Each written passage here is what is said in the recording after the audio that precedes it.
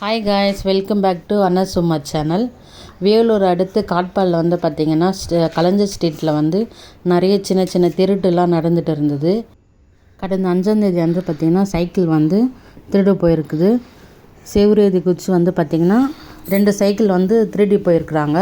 அடுத்தடுத்து ஃபஸ்ட்டு ஒரு சைக்கிள் எடுத்துகிட்டு போயிட்டு அப்புறமா வந்து பார்த்திங்கன்னா இன்னொரு சைக்கிள் எடுத்துகிட்டு போயிருக்கிறாங்க.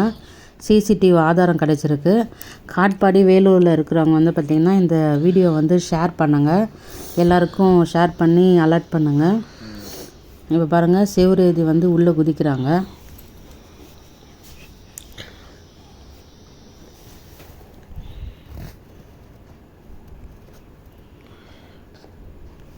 சவுரி ஏறி குடிச்சிட்டான். அந்த திருடன் இப்போது அந்த கேட்டை திறந்து அசால்ட்டாக பூட்டி வெளியே ஒரு போகிறான். அது நீங்கள் பார்க்கலாம். அண்ணா ஆதரட்டு பிடிச்சிக்கிறாங்க. அண்ணா இதே மாதிரி இது எங்களுக்கும் நடந்துக்குது ஃப்ரெண்ட்ஸ். அதுவா காட்பாடிக்கு கன்ஃபார்ம் அலர்ட் பண்ணி தான் தெரியும். Be careful of the Katpadi அப்படி தான் சொல்லுவேன். ஏன்னா இந்த மாதிரி திருட்டுக்குள்ள எங்களுக்கு கூட நடந்துக்குது. இதை பாருங்கள், சைக்கிள் எடுத்துகிட்டு போய்க்கலாம். அதுவும் ஒயிட் சைக்கிள். இது first time friends. First time எடுத்துகிட்டு போனோன்னே அவங்க எல்லாம் செக் ஆகுதா, இல்லை கரெக்ட் ஆகுதா, விற்க முடியுமான்னு எல்லாம் செக் பண்ணிக்கலாம் ஃப்ரெண்ட்ஸ். இப்போது மூடி அந்த டாப்பால் மூடிட்டு அசால்ட்டாக எடுத்துகிட்டு போகிறா. சிசிடிவி திருடம் கூட அவ்வளோ பொறுப்பாக கேட்டு சாத்திட்டு போகிறாங்க.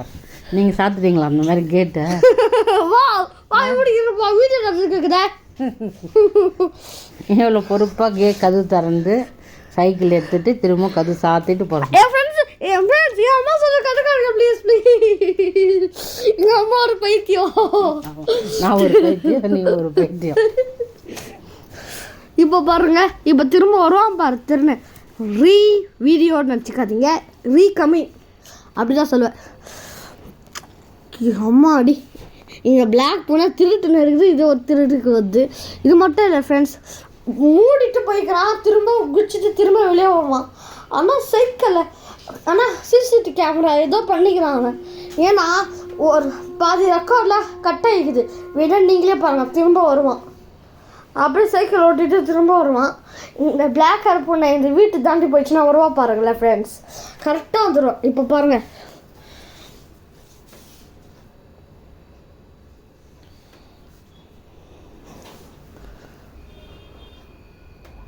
சொன்னல. இப்போ வாங்க, வந்துட்டானா அந்த பூனை போகும்போது ஏதோ ஒரு கட் பண்ணிக்கிறாங்க. இப்போ வாங்க, திரும்பவும் பார்க்குறான் யாராச்சும் வராங்களா இல்லையான்னு பார்த்துட்டு. இப்போ செவரேதி குதிக்க மாட்டான், கேட் திறந்துனே போவான்.